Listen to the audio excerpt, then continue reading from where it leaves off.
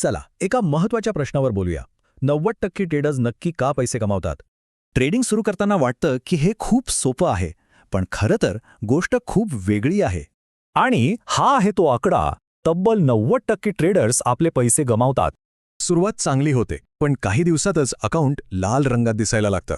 याचं कारण आहे ट्रेडिंगमधल्या काही मोठ्या पण अगदी सामान्य चुका. ठीक आहे, तर मग बघूया.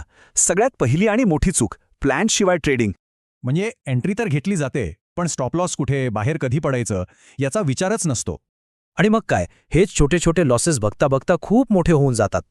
आता दुसरी चूक, ती म्हणजे आपल्या भावनांवर ताबा नसणं. लॉस झाला की भीती वाटते आणि प्रॉफिट झाला की लोभ. दोन्ही धोकादायक आहेत. थोडक्यात काय, तर भीती आणि लोभ हेच ट्रेडिंगमधले सगळ्यात मोठे शत्रू आहेत. पुढची चूक तर हमखास होते, ओव्हर ट्रेडिंग, म्हणजेच गरजेपेक्षा जास्त ट्रेडिंग. अनेकांना वाटतं की रोज ट्रेड करायलाच हवा. एक प्रकारचा प्रेशर असतो. पण मार्केट रोज संधी देत नाही. चांगला सेटअप मिळेपर्यंत वाट बघणं महत्त्वाचं आहे. आणि यातूनच चौथी चूक घडते, रिस्क मॅनेजमेंटकडे पूर्णपणे दुर्लक्ष करणं. म्हणजे एकाच ट्रेडमध्ये आपल्या कॅपिटलचा खूप मोठा हिस्सा लावला जातो. प्रोफेशनल ट्रेडर्स असं करत नाहीत. ते प्रत्येक ट्रेडमध्ये फक्त 1-2% रिस्क घेतात. आता पाचवी चूक, दुसऱ्यांच्या टिप्सवर डोळे झाकून विश्वास ठेवणं.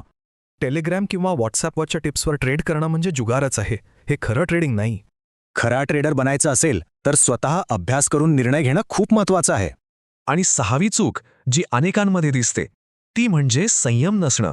सगळ्यांना झटपट पैसे कमवायचे असतात, पण ट्रेडिंग शिकायला वेळ लागतो, हे लक्षात घ्यायला हवं. म्हणून एक गोष्ट नेहमी लक्षात ठेवा. ट्रेडिंगमध्ये सगळ्यात महत्त्वाचं आहे टिकून राहणं. कारण जो मार्केटमध्ये टिकतो तोच पुढे जाऊन पैसे कमवतो. पण मग प्रश्न उरतो की मार्केटमध्ये टिकून राहण्यासाठी लागणारी शिस्त स्वतःमध्ये कशी आणायची? चला